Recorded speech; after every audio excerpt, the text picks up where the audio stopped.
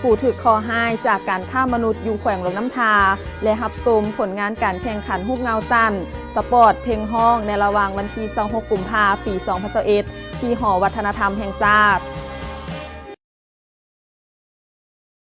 ที่เคารพและนับถืออย่างสูงที่อยู่หอวัฒนธรรมแห่งชาติและท่านผู้ชมที่กำลังให้เกียรติที่ตามรับชมการถ่ายทอดสดผ่านทางโทรภาพนครหลวง BTE9 ในขณะนี้มื้อนี้จันทศรทวีไซพร้อมด้วยสุนิตาพิมพ์สอนขออนุญาตรับหน้าที่เป็นพิธีกรและณโอกาสนี้ขอแสดงความยินดีต้อนรับบรรดาทานเข้าสู่งานที่มีความหมายความสำคัญของพวกเราก็คืองานระดมทุนเพื่อสร้างศูนย์รับต้อนผู้ที่ถูกเคาะให้จากการฆ่ามนุษย์อยู่ที่ภาคเหนือก็คือแขวงหลวงน้ำทาและสมผลงานการแข่งขันรูปเงาเรื่องสั้นหัวโฆษณาและเพลงห้องในหัวข้อการฆ่ามนุษย์ขอเสียงตบมือสมเสยและต้อนรับบรรดาทานหลังจากที่ได้มีการประกาศว่าจะมีการแข่งขันหลายๆภาคส่วนผู้ที่มีความหมักหักทางด้านการถ่ายทำรวมไปถึงผู้ที่หมักหักทางด้านการแต่งบทเพลงก็ได้ส่งผลงานของตนเองเข้ามาแข่งขันหลังจากนั้นคณะกรรมการก็ได้มีการคัดเลือกออกมาเอาเรื่องที่มีความโดดเด่นที่สุดเอาบทเพลงที่มีความม่วนที่สุดและมีเนื้อหาครบถ้วนตามเงื่อนไขที่ทั้งคณะกรรมการได้วางออกมาและมื้อนี้พวกเขาก็จะได้เห็นผลงานเหล่านั้นอยู่เทิงเวทีและจะมีการประกาศแต่ละรางวัลจะมาลุ้นน้ำกันว่าจะมีทีมใดหรือว่าภาคส่วนใดที่จะได้รับรางวัลใดโดยเฉพาะก็เป็นรางวัลชนะเลิศห้องชนะเลิศรางวัลอันดับที่3และรางวัลสมเสยเจ้าบรรดาท่านที่เคารพการที่พวกเขาได้มาเต้าโฮมกันอยู่ที่หอวัฒนธรรมแห่งชาติแห่งนี้เนื่องจากว่าพวกเขาทุกคนร่วมแรงร่วมใจกันเพื่อสกัดกั้นและต้านการฆ่ามนุษย์เพราะเมนหน้าที่ของพวกเขาอยู่ในสังคมทุกๆคนบรรดาท่านที่เคารพในมือที่มีความหมายความสำคัญนี้ก็ได้รับเกียรติจากทานปริญญาเอกสอนไซศรีพันดอน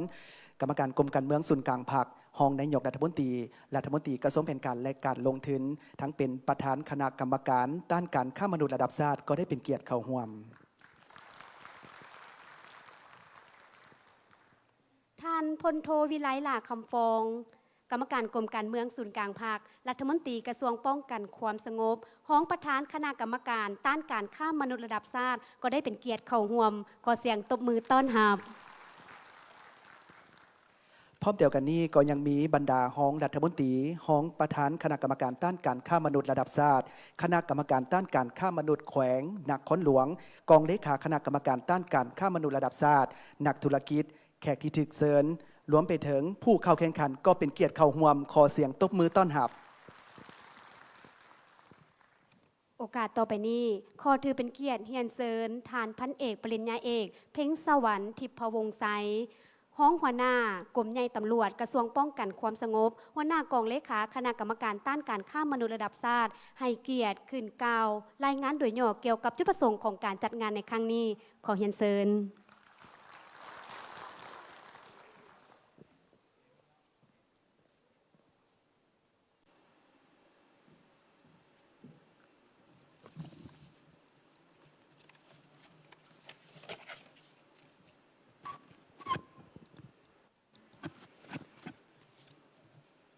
ก่อนอื่นขอเฮียนทานสอนไซศรีพันดอน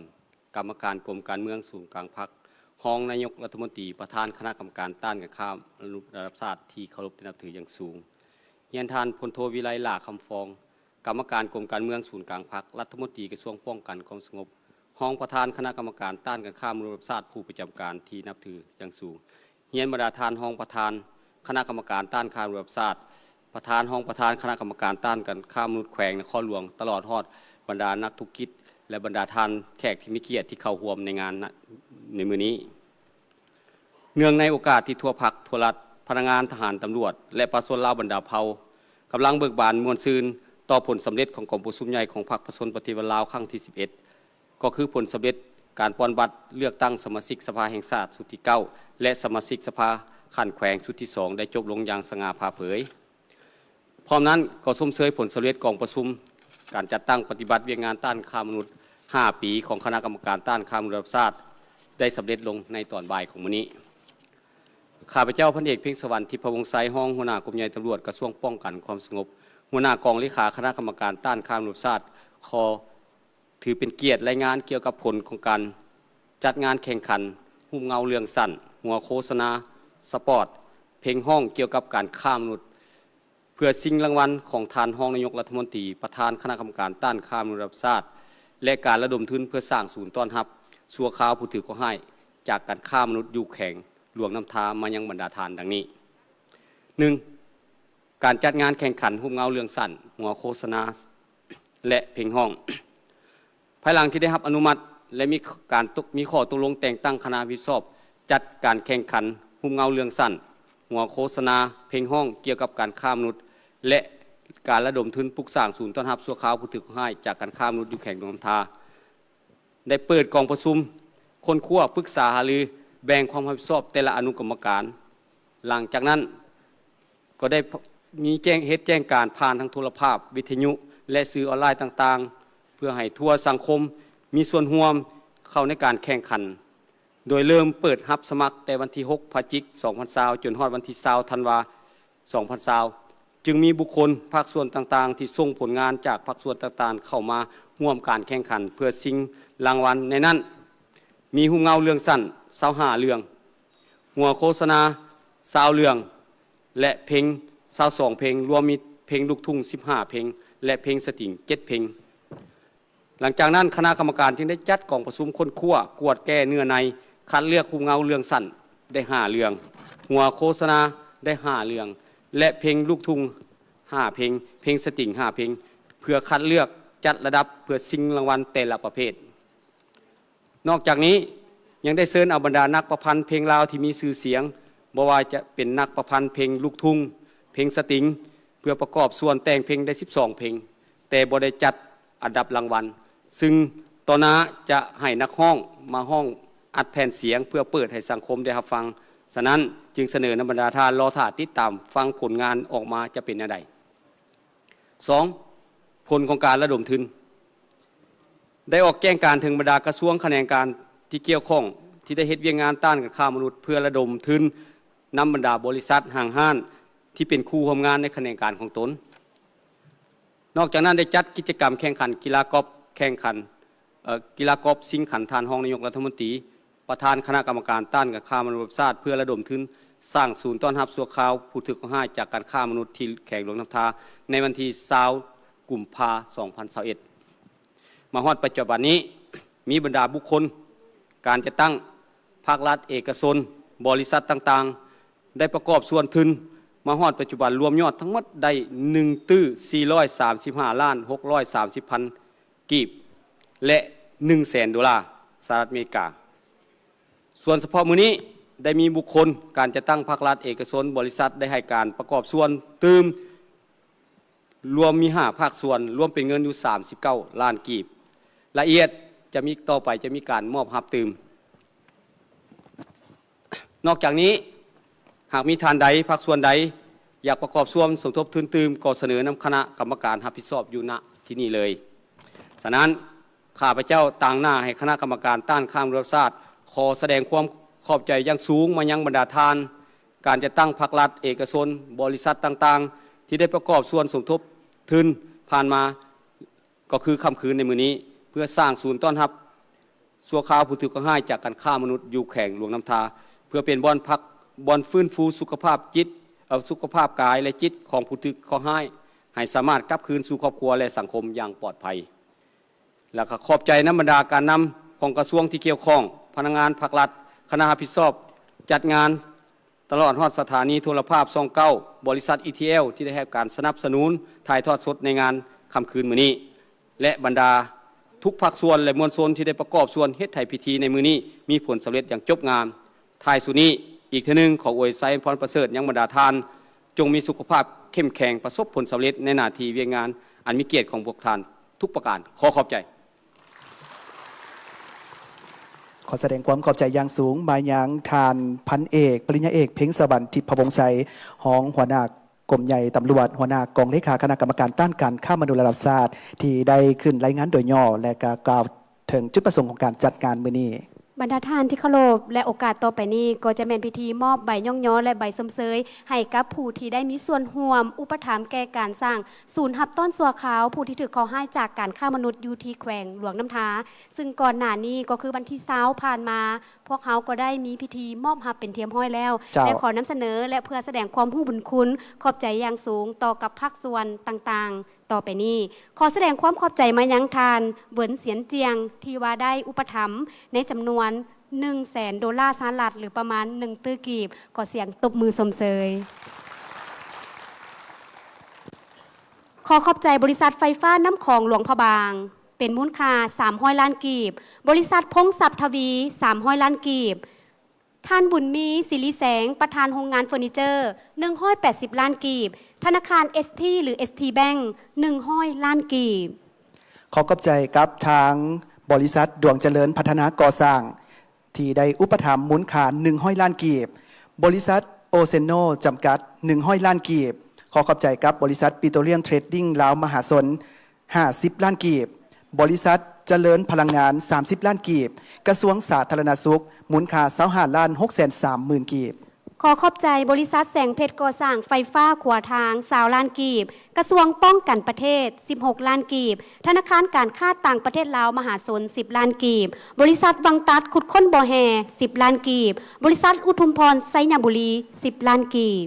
ขอขอบใจกับทางภาคส่วนกลุ่มรวมไซเศรษฐา10 ล้านกีบกระทรวงแผนการและการลงทุน10 ล้านกีบบริษัท KMD การค้า10 ล้านกีบห้องว่าการสำนักงานนายกรัฐมนตรี10 ล้านกีบและกระทรวงการต่างประเทศ10 ล้านกีบขอขอบใจกระทรวงวิทยาศาสตร์และเทคโนโลยี10 ล้านกีบกระทรวงโยธาธิการและขนส่ง5 ล้านกีบกรมบริษัททวีทรัพย์ที่ได้อุปถัมภ์เป็นกีฬากอล์ฟขอขอบใจบริษัท 3S พัฒนาขอขอบใจบริษัทเอเชียลงทุนพัฒนาและก่อสร้างจำกัดขอบใจกลุ่มบริษัท CK บริษัทน้ำทาก่อสร้างและขอขอบใจกับบริษัทบัวทิพย์การค้าและกลุ่มบริษัท AB Group ขอเสียงตบมือให้กับการสนับสนุนที่ใจดีให้โครงการดีๆแบบนี้เกิดขึ้นได้ฉะนั้นขอเสียงตบมืออีกครั้งหนึ่งจากบรรดาทานเจ้าซึ่งการอุปถัมภ์ในครั้งทำอิฐที่ได้มีการอุปถัมภ์มาและก็ได้มีการมอบหับใบย่องย้อให้กับภาคส่วนผู้อุปถัมภ์เป็นที่เรียบร้อยแล้วซึ่งได้ยอดของการร่วมสมทบในครั้งนี้แมนมีถึง1ตื้อ$435,630,000 กีบและอีก$100,000 สหรัฐขอเสียงตบมือสมเสยบรรดาท่านที่เคารพสำหรับมื้อนี้พวกเขาก็ยังมีหลายภาคส่วนที่ว่าได้แสดงเจตจำนงแก่การช่วยเหลือในการสร้างศูนย์หับต้นสัวขาวช่วยเหลือแก่ผู้ที่ตกเป็นเหยื่อของขบวนการการฆ่ามนุษย์ซึ่งประกอบมีหลายภาคส่วนแต่ที่สำคัญการถ่ายทอดสดงานของพวกเขาในมื้อนี้ก็ต้องขอแสดงความขอบใจมายังทางบริษัท 3S พัฒนาที่ได้อุปถัมภ์แก่การถ่ายทอดสดโดยผ่านทางโทรภาพนครหลวง VTE ในขอขอบใจบริษัท ETL จำกัดที่ได้อุปถัมภ์อินเทอร์เน็ตก็คือสายใยแก้วแก่การถ่ายทอดสดขอบใจกระทรวงศึกษาธิการและกีฬาที่ว่าได้อุปถัมภ์สำหรับมื้อนี้จำนวนเงินเป็น33 ล้านกีบก็เสียงตบมือสมเสยขอขอบใจกับทางภาคส่วนกระทรวงสาธารณสุขที่ได้ให้การสนับสนุนมูลค่า2 ล้านกีบศูนย์กลางสหพันธ์แม่หญิงลาว2 ล้านกีบกรมกฎหมายกระทรวงป้องกันประเทศ1 ล้านกีบรัฐวิสาหกิจก่อสร้างขวาทางและติดตั้งไฟฟ้าครบวงจรแขวงไซสมบูรณ์500,000 กีบวิทยาคารการแพทย์กองทัพ500,000 กีบรวมมูลค่าในการสมทบในมื้อนี้รวมเป็น39 ล้านกีบขอเสียงตบมือสมเสยบรรดาท่านที่เคารพและต่อไปนี้พวกเขาจะเข้าสู่การมอบใบย่องย้อนและใบสมเสยให้กับภาคส่วนที่ได้อุปถัมภ์ฉะนั้นขอเฮียนเซินต่างหน้าจากบริษัท 3S พัฒนาขอเฮียนเซินภาคส่วนบริษัท ETL จำกัดขอเฮียนเซินกระทรวงศึกษาธิการและกีฬาขอเซินบรรดาท่านขึ้นสู่เวทีเพื่อรับใบย่องย้อขอเฮียนเซินขอเฮียนเซิน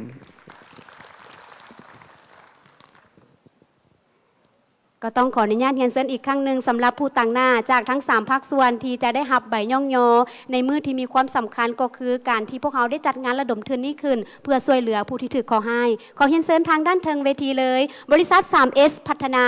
บริษัท ETL จำกัดกระทรวงศึกษาธิการและกีฬาขอเฮียนเซินผู้ต่างหน้าขึ้นรับและในโอกาสนี้ ก็ ก็ต้องขอถือเป็นเกียรติเฮียนเซินทานปริญญาเอกสอนไซศรีพันดอนของนายกรัฐมนตรีประธานคณะกรรมการต้านการค้ามนุษย์ระดับชาติให้เกียรติขึ้นรับเอาการอุปถัมภ์และมอบใบย่องยอและใบสมเสยให้กับภาคส่วนที่ให้การอุปถัมภ์ของเฮียนเซิน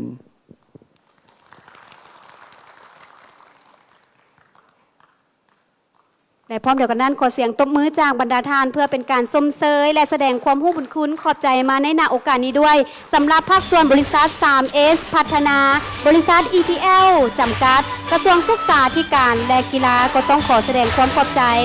สำหรับภาคส่วนที่พวกเราได้นำเสนอไปก่อนหน้านี้แม้นได้มีพิธีมอบหับเป็นเทียมห้อยแล้วในวันที่20กุมภาพันธ์ที่ผ่านมาขอแสดงความขอบใจมายังทุกท่านก็คือบรรดาภาคส่วนต่างๆที่เห็นได้ความสำคัญในการสกัดกั้นและต้านการฆ่ามนุษย์ก็ต้องขอแสดงความขอบใจและให้บุญคุณมาในโอกาสนี้ด้วยเจ้าส่วนอีกหนึ่งภาคส่วนทางทีมงานก็จะมีการส่งให้ตามไพ่ดันขอแสดงความขอบใจอย่างสูงมายังทานปริญญาเอกสอนไซศรีพันดอนที่ได้เป็นเกียรติขึ้นมอบในครั้งนี้และต่อไปขอเฮียนเซินผู้ตั้งหน้าจากทางภาคส่วนศูนย์กลางสหพันธ์แม่หญิงลาวขอเฮียนเซินกรมกฎหมายกระทรวงป้องกันประเทศขอเฮียนเซินรับวิสาหกิจก่อสร้างขวดทางและติดตั้งไฟฟ้าครบวงจรไซสมบูรณ์ขอเซินวิทยาคารการแพทย์กองทัพขอเฮียนเซินก็ต้องขออนุญาตเฮียนเซินผู้ตั้งหน้าให้เกียรติขึ้นรับสำหรับการย่องโยในโอกาสนี้ด้วยอีกครั้งหนึ่งเฮียนเซินศูนย์กลางสหพันธ์แม่หญิงลาวกรมกฎหมายกระทรวงป้องกันประเทศรับวิสาหกิจก่อสร้างขวดทางและติดตั้งไฟฟ้าครบวงจรไซสมบูรณ์ขอเฮียนเซินจากทางกระทรวงสาธารณสุขขอเฮียนเซินวิทยาคารการแพทย์กองทัพขอเฮียนเซินขอเซินต่างหน้าขึ้นครับในครั้งนี้โดยเฉพาะก็แม่นการหับใบย่องยอและใบสมเสยเพื่อแสดงความรู้บุญคุณต่อบรรดาทานก็คือภาคส่วนต่างๆที่ได้ให้การอุปถัมภ์ในการสร้างศูนย์หับต้อนสัวขาวแก่ผู้ที่ถูกข้อหาจากการฆ่ามนุษย์อยู่ที่แขวงหลวงน้ำทาซึ่งในนี้ก็ได้มีการระดมจากหลากหลายกิจกรรมที่ได้จัดขึ้นในนั้นก็มีกิจกรรมการแข่งขันกีฬากอล์ฟและนอกจากนั้นก็ยังมีอีกหลากหลายกิจกรรมที่ว่าเพิ่นเห็นได้ถึงความสำคัญและก็ได้ร่วมกันในการสมทบเพื่อเป็นการระดมให้กับแต่ละภาคส่วนที่ได้มาอุปถัมภ์เหตุแห่งงานที่ดีแบบนี้เกิดขึ้นขอเฮียนเซินเลยเจ้าขอเฮียนเซินเลยผู้ตั้งหน้าจากภาคส่วนที่พวกเขาได้นำเสนอไปอีกครั้งหนึ่งขอเฮียนเซินภาคส่วนกระทรวงสาธารณสุขศูนย์กลางสหพันธ์แม่หญิงลาวกรมกฎหมายกระทรวงป้องกันประเทศรับวิสาหกิจก่อสร้างขวดทางและติดตั้งไฟฟ้าครบวงจรไซสมบูรณ์วิทยาคารการแพทย์กองทัพขอเฮียนเซินเจ้าส่วนนี้ก็เป็นตั้งหน้าสำหรับผู้ให้การอุปถัมภ์ที่สุนิตาได้อ่านไปเจ้าถ้าหากว่าภาคส่วนใดบ่มาพวกเขาจะขออนุญาตมอบตามภายหลังเจ้าและถือโอกาสดังกล่าวนี้ก็ต้องขอถือเป็นเกียรติเฮียนเซินสำหรับผู้ที่จะขึ้นมามอบก็คือทานห้องประธานคณะกรรมการต้านการฆ่ามนุษย์ระดับชาติก็ต้องขอเฮียนเซินสำหรับทานพลโทวิไลหลาคำฟ้องรัฐมนตรีกระทรวงป้องกันความสงบขอเฮียนเซิน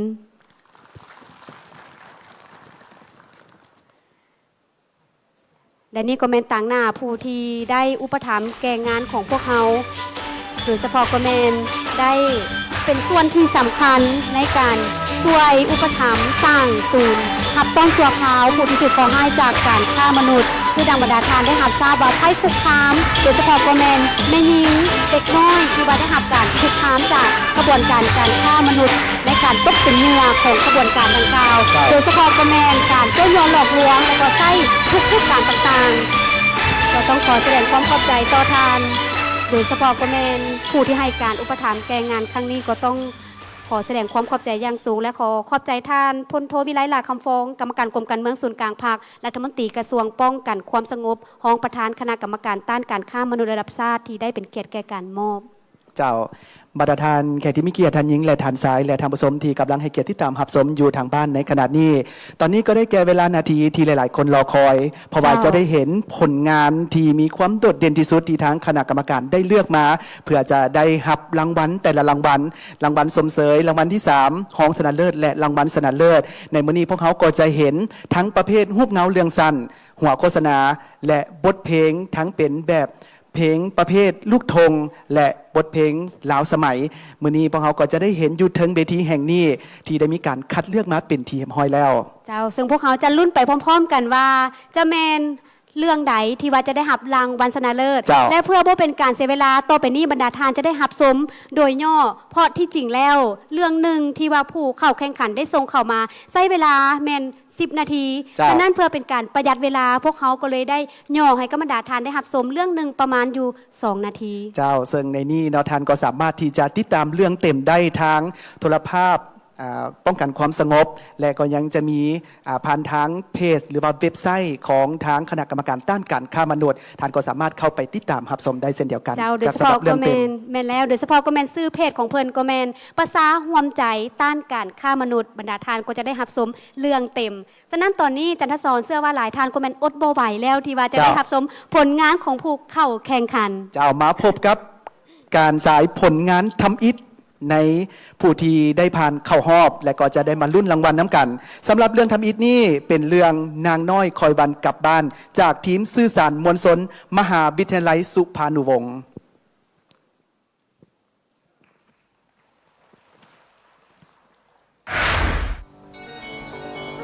เผ็ดเบียดเลยนะ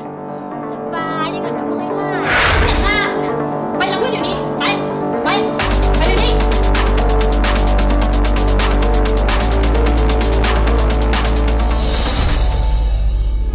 ยิบกินข้าวท่านน่ะเราไปเห็นเวียกอื่นต่อให้กินตีน่ะเซฟๆมันกินเวียกซักซาพี่ไว้ว่อมจากเถื่อแล้วว่าห้ามออกไปทางน้องให้ผู้อื่นเห็นเดี๋ยวนี้มึงกล้าขัดคำสั่งกูวะยานี่ไม่กินแล้วยังคืนเอามาอีกมุสันยังอยู่หรือนี่ตลอดชีวิตที่ไหนไม่แต่งที่ไหน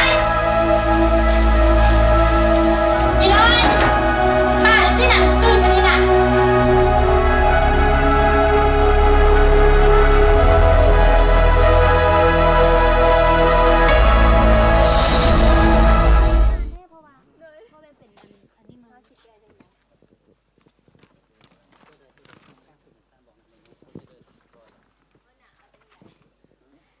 และซื้อเรื่องต่อไปที่บรรดาทานจะได้หับสมแมนเรือง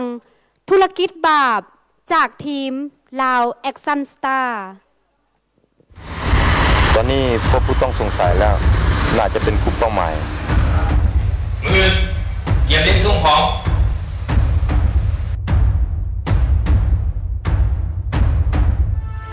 พวกเราต้องซึ่งหากระบวนการแก้ข้ามมนุษย์นี้ให้ได้ไวที่สุดเพื่อยุติการกระทำของพวกมันให้ได้ถ่ายซะตายซะหยุดพักก่อนหรือว่าผมจะจัดแล้ว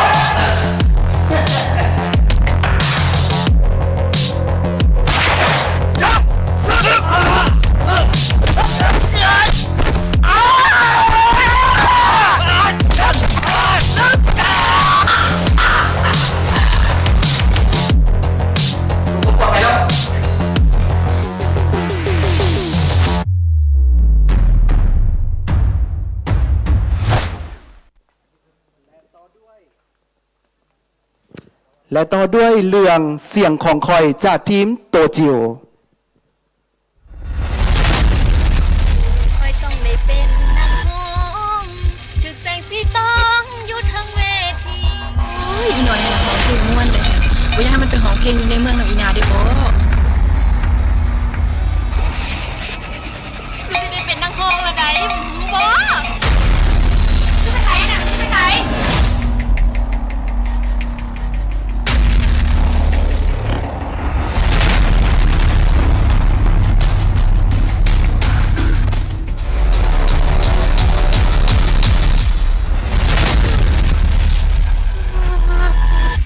พวกเขาได้รับแจ้งมาว่าเรือนหลังนี้สงสัยมีการกักคนเจ้าหน้าที่ขออนุญาตกดคนเดี๋ยวดำเนินการสอบสวนคดีตามขั้นตอนของกฎหมาย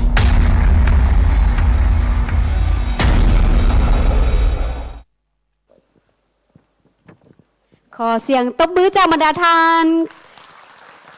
กับ3เรื่องสั้นที่ผ่านไปได้สรุปย่อให้กับบรรดาทานได้หับสมซึ่งประกอบมีเรื่องนางน้อยคอยวันกลับบ้านเรื่องธุรกิจบาปและเรื่องเสียงของคอยเจ้าและ ตอนนี้บรรดาทานจะได้หับสมในการที่จะสายให้เห็นถึงสปอตโฆษณาหรือว่าหัวโฆษณาทีวาได้มีการเข้าหอบมา3เรื่องที่พวกเขาจะยกขึ้นมาให้กับบรรดาทานได้หับสมในตอนนี้ไปพบกับสปอตทำอิฐยุดการให้ถือพาโดยบทถูกต้องจากทีมวันใหม่สตูดิโอ โอ้ยอุกใจดิโอ้ยแม่ตัวอุกใจเรื่องอีสังกอแก้วแต่เรื่องบ่มีเงินบ่มีคำนี่แหละตั้งแต่มีโควิด-19 เข้ามาระบาดนี่นะหาเงินยากโอ้ยคิดว่าอุกใจเรื่องอีหยังซะดอกเฮาหั่นน่ะมีพี่น้องอยู่ต่างประเทศเพิ่นเว้าว่าเพียงแต่เฮาหั่นน่ะถือพาให้เขาก็ได้เงินแบบงามๆแล้วได้เงินนี่ก็มีว่ะแม่เขาตัวนอนแล้วเฮาซื่อๆติบอกสินอนอีสังกอโอ้บ้าปิ๊กบ่ได้นอนน้ำกันให้เด็กสิมีลูกโตไปอยู่ใส่มาแก้วเดี๋ยวนี้ฮะนะทันสมัยแล้วเพียงแต่เอาตัวอ่อนมาสีใส่เฮาหลังจากที่ว่าเฮานะถือผ้าให้เขาก็เบิ่งแยงจนฮอด9 เดือนแล้วเขาก็มาจ่ายเงินให้เฮาเขาก็เอาลูกไปซื่อๆแม่สนใจอยู่ด้วยเนาะแม่นหยุดการให้ถือพาโดยบ่ถูกต้องแม่นผิดต่อประมวลกฎหมายอาญามาตรา215การฆ่ามนุษย์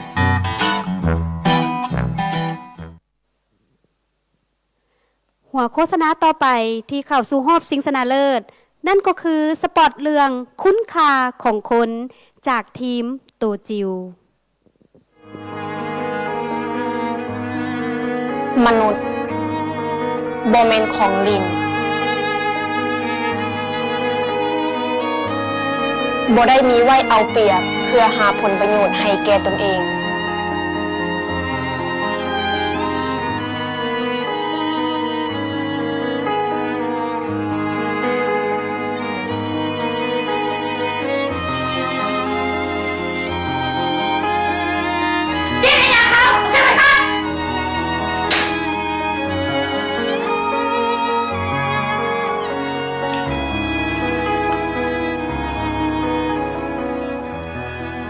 ช่วยกันต้านการฆ่ามนุษย์โทรแจ้งสายด่วนกรมตำรวจสกัดกั้นและต้านการฆ่ามนุษย์1300ศูนย์กลางสหพันธ์เมยิงลาว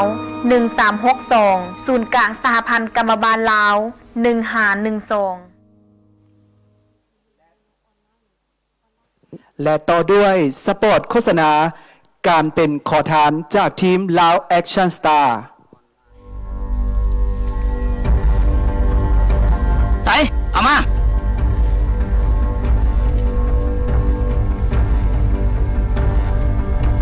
เฮ็ดแล้วบ่กูบอกมึงหลายเทื่อแล้วอย่าว่ากูคนแปลกหน้า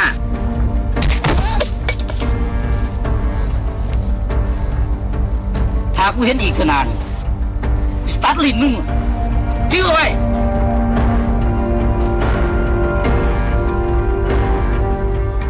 ถ้าท่านพบเห็นหรือสงสัยการต้นโยนบังคับข่มขู่กักขังโดยเฉพาะผู้หญิงและเด็กน้อยเพื่อฆ่าประเวณีใช้ให้งานคือกับฆ่าทาสหรือเป็นขอทานเพื่อหาผลประโยชน์จากบุคคลอื่นและต้องร่วมกันต้านการฆ่ามนุษย์กรุณาโทรแจ้งสายด่วนกรมตำรวจสกัดกั้นและต้านการฆ่ามนุษย์1300ศูนย์กลางสหพันธ์เมยิงลาว1362ศูนย์กลางสหพันธ์กรรมบาลลาว1512ขอเสียงตัวไม่ดังๆให้กับสปอตโฆษณาทั้ง3สปอตแต่ว่านอกจาก3เรื่องและ3สปอตที่พวกเขาได้เห็นแล้วก็ยังมีอีก2รางวัล2เรื่องที่ว่าได้เป็นรางวัลสมเสยท่านก็สามารถที่จะเข้าไปติดตามรับชมได้ทางโทรภาพป้องกันความสงบและทางเพจหรือว่าเว็บไซต์ของคณะกรรมการต้านการฆ่ามนุษย์แม่แล้วและขอย้ำเติมอีกว่าสำหรับสปอร์ตที่บรรดาท่านได้รับชมไป3สปอร์ตแมนจะเข้าสู่รอบชิงชนะเลิศพวกเขาก็จะได้มาลุ้นน้ำกันรวมไปถึงผู้เข้าร่วมที่ยังบ่ทันฮู้เลยว่าผลการแข่งขันออกมาจะเป็นคือแนวใดแดเจ้าและในตอนนี้จะก้าวเข้าสู่อีกหนึ่งบรรยากาศเพราะว่าจะเป็นการแสดงของทั้งผู้ที่เข้ารอบกับการแข่งขันประเภทเพลงฮ้องทั้งเพลงลูกทุ่งและเพลงลาวสมัยที่บรรดาทานจะได้รับชมได้รับฟังว่าเนื้อหาของเพลงทำนองของเพลงนั้นมวลขนาดใด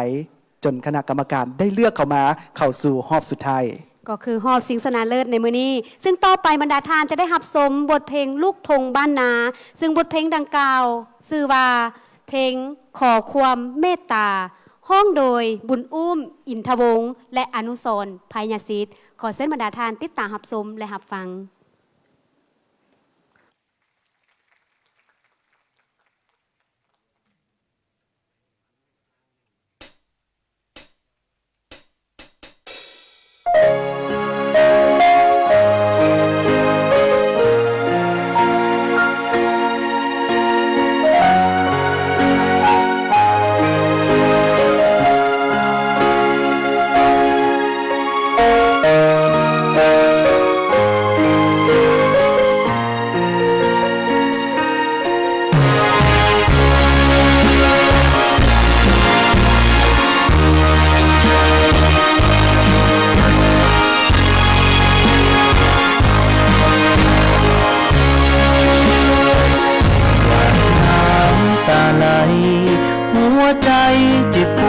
หนักหนา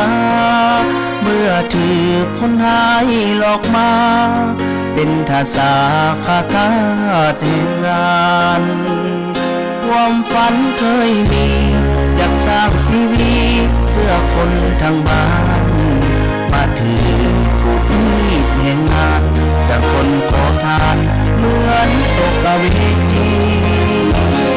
หยาดน้ำตาไหลมีพายเห็นใจเด็ดนาถึกหลอกเป็นพันและยาเอาพามาย่ำยีศักดิ์ศรีหัวอกปอบซ้ำแล้วกำเมื่อถือขาประเวณีตะคำและทุกทีโอ้นอสีวีสุดเหลือลำเพ็ญโอ้เมตตาหยุดหาลุ่นคนเหมือนกันบนหออย่าทรมานจงสงสารอย่าสร้างตำแหน่งขอสิทธิ์ความเป็นคนเพื่อจะสู้สนผ่านความยากเย็นให้ชีวิตมีความมุ่งแย้นถึ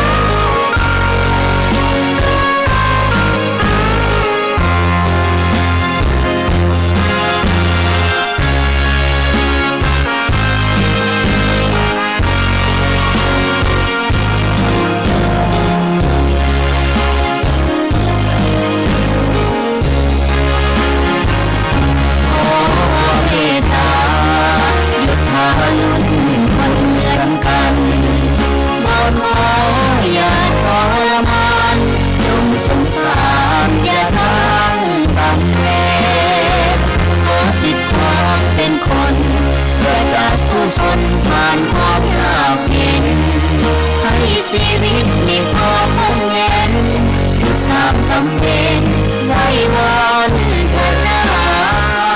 อยากหวนขึ้นบ้านถิ่นฐานด้านหน้า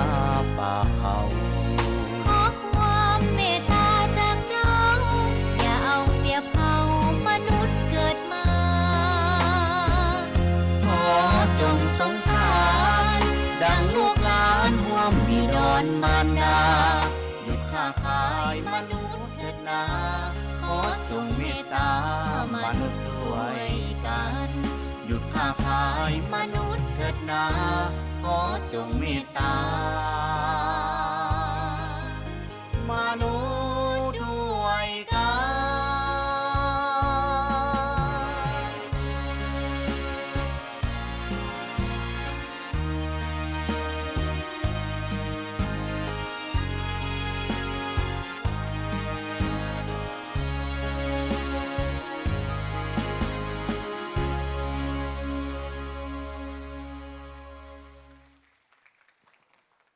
ต่อไปขอเชิญประธานหับสมได้หับฟังบทเพลงห่วมใจต้านการฆ่ามนุษย์ห้องโดยมิงขวัญสุขลือใส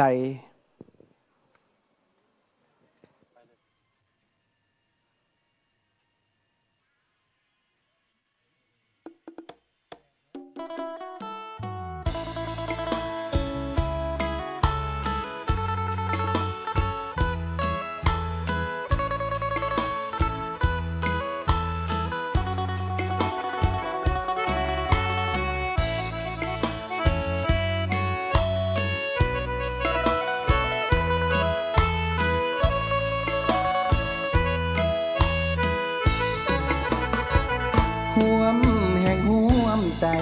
ต้านภัยการฆ่ามนุษย์ห่วมใจกันปราบมันให้สุดการฆ่ามนุษย์มันผิดกฎหมายผิดศีลธรรมเหยียดที่หาบกรรมต้องเจ็บเจียนตายหนึ่งชีวิตสุดมีความหมายแลกกันซื้อขายเหตุใดจังใดปรับให้เส้นซากร่วมกันทอนหากทอนคนช่วยกันปราบมหาจนโอ้คนขายคนสร้างเหตุลงใดล่อลวงนมสาวเด็กน้อยพวกเขาก็หลอกไปขายบางคนต้องจบสิ้นสีวายหลายคนหนหายหาทางกลับคืนบางคนบอบซ้ำกำกืนเหลือทีเขาบังคับตีเป็นโสเพณีด้วยความคมคืนหลอกใส่แห่งงานให้ค่าตอบแทนซ้ำใจสุดฝืนคมตานอนซ้ำใจสะอื้นทุกวันคืนเหมือนตายทั้งเป็นห่วมใจกันเข้า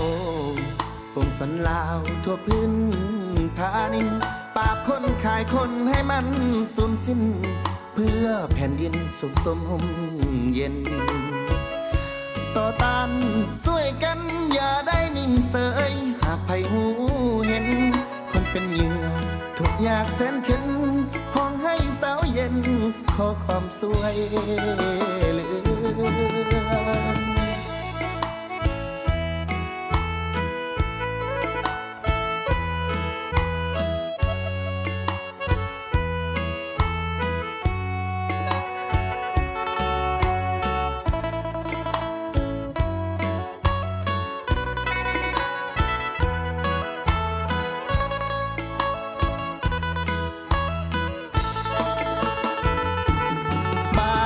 คน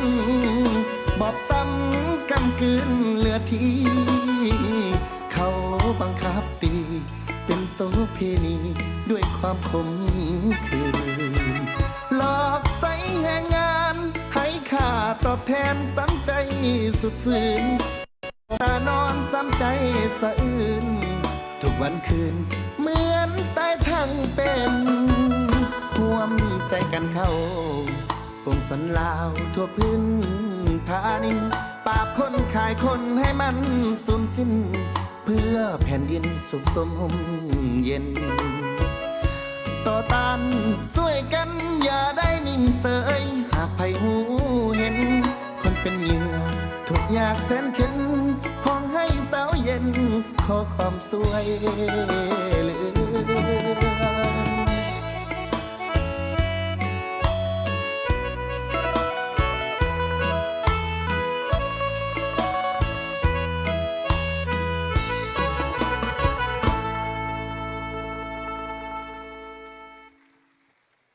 ลำดับต่อไป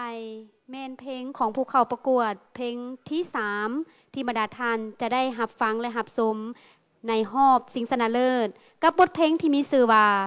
ฝากไว้ด้วยความหวังดีห้องโดยไก่แก้วล่าสิมมา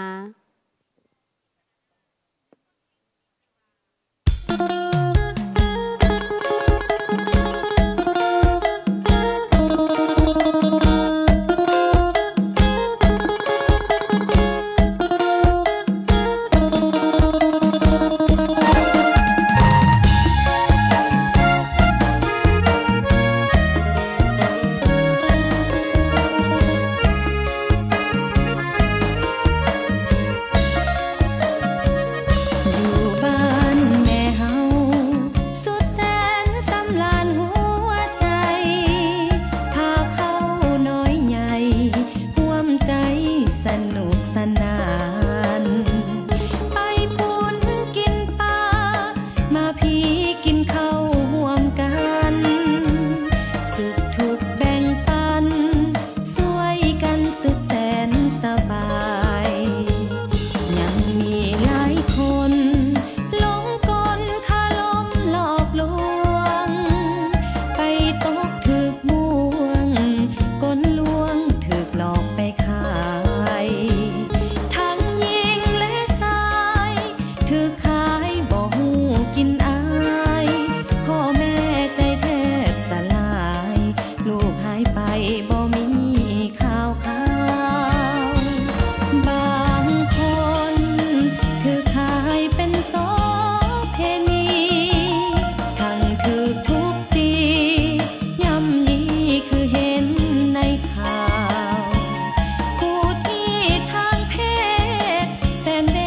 ทนาหญิงสาวบางคนบ่ได้กินข้าวมันแสนเศร้าเกินคำบรรยายฝากเพลงนี้เตือนเพื่อนหญิงและชายเฮานี้จงคิดทวนทีให้ดีก่อนตัดสินใจอย่าเห็นแก่เงินอย่าเพลินคิดเห็นแต่ใดพลาดพลั้งแล้วจะเสียใจฝากไว้ด้วยความหวังดี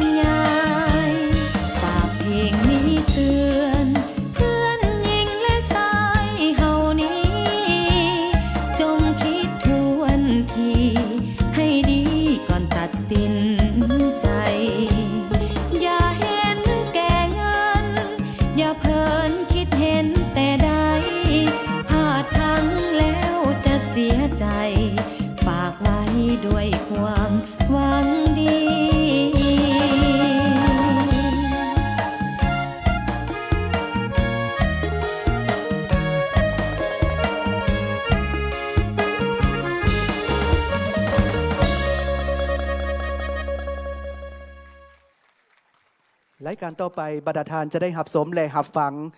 จากผู้เข้าแข่งขันประเภทเพลงล้าวสมัยหรือเพลงสตริงบทเพลงทำอิฐขอเชิญพบกับ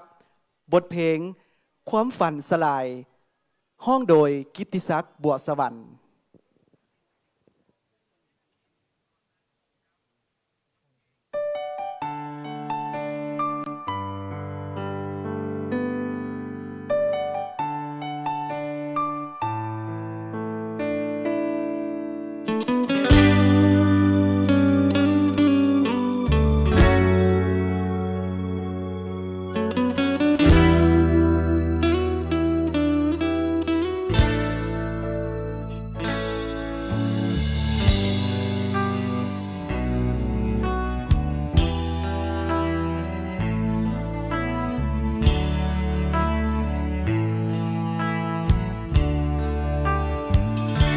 ก็โย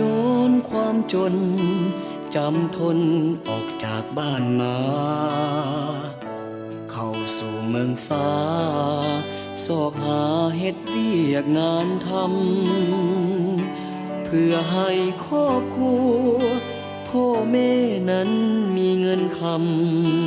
ำสุดจะเจ็บซ้ำถึกสักส่วนเป็นโสเพณีได้ถึกตัวต้มให้ไปขายแห่งงานสา สารหูบ่ทันพวกคนบ่ดีพ่อแม่ทางบ้านของคอยนับวันนับปีแนมทางก็มีจิลีหลายเดือนปีก็เงียบหายไปกลายเป็นเหยื่อถูกบังคับขายบริกา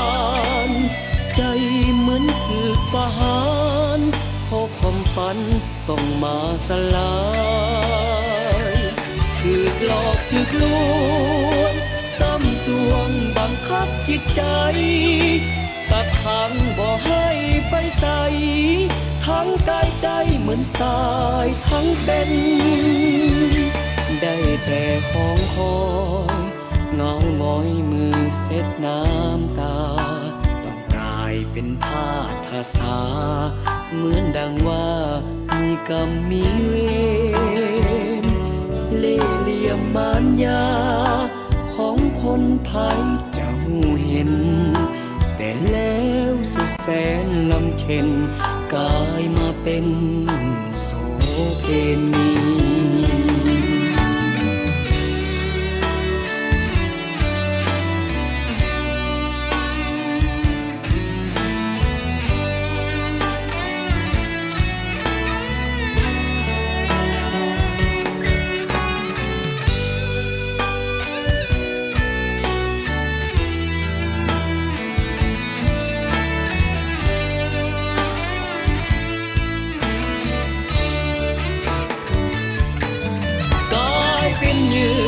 ถูกบังคับขายบริการใจเหมือนถูกประหารเพราะความฝันต้องมาสลายถูกหลอกถูกลวงซ้ำสวงบังคับจิตใจกักขังบ่ให้ไปใส่ทั้งกายใจเหมือนตายทั้งเป็นได้แต่ของคอยเงาหงอยมือเช็ดน้ำตาต้องกลายเป็นผ้าทาสาเหมือนดังว่ามีกรรมมีเวรเล่ห์เหลี่ยมมารยาของคนภัยเจ้าเห็นแต่แล้วสุดแสนลำเค็ญกลายมาเป็นโสเพณี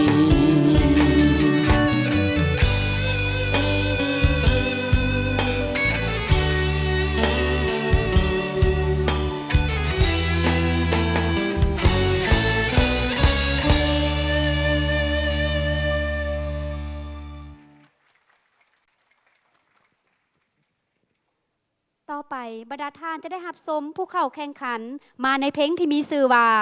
เจ็บซ้ำนำออนไลน์ห้องโดยมนทิดาทองมีไซ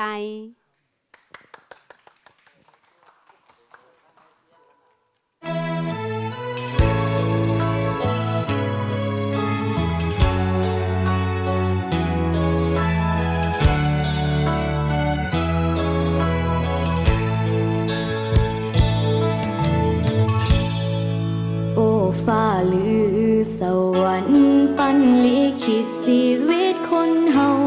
มีสุขเศร้าฐานะบ่เท่าเทียมกัน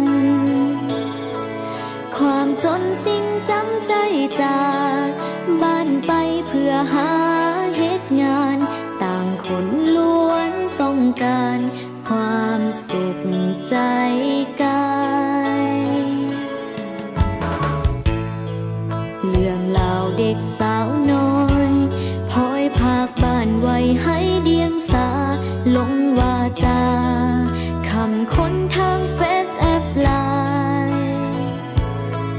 แชทวิดีโอคอลหลอกบอกฮับไปเฮ็ดงานแดนไกล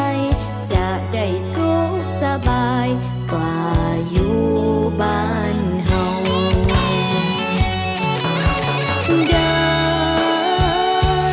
ตามเขาไปนายหน้าใดส่งต่อไปให้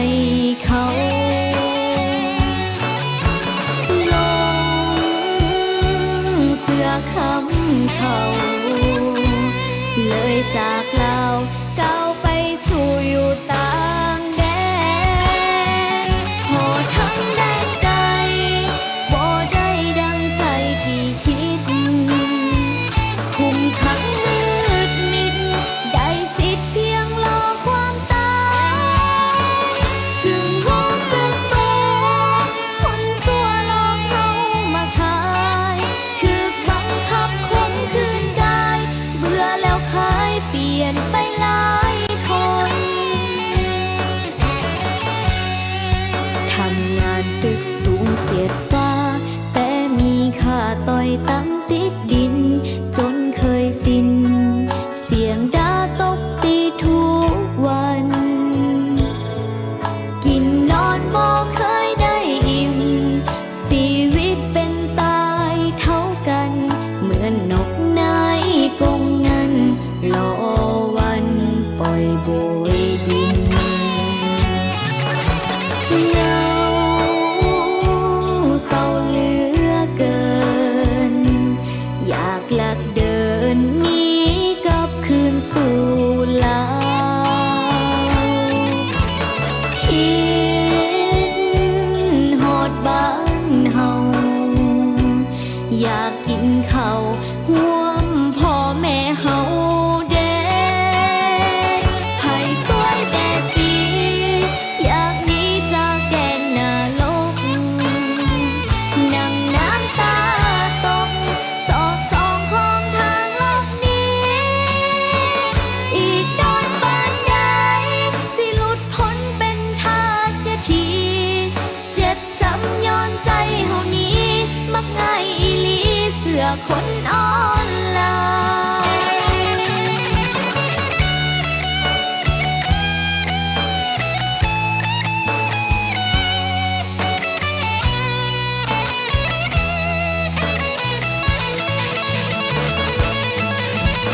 เหงาเศร้าเหลือเกินอยากลักเดินหนีกลับคืนสู่ลาวคิดฮอดบ้านเฮาอยากกินข้าวห่วมพ่อแม่เฮาเด้ไผสวยแต่ตีอยากหนีจากแดนนรกนั่งน้ำตาตกสอดส่องของทางโลกนี้อีกโดนปานใดสิหลุดพ้นเป็นทาสเสียทีเจ็บซ้ำย้อนใจเฮานี้มักง่ายอีหลีเสือคนอ่อนลายโอ้โห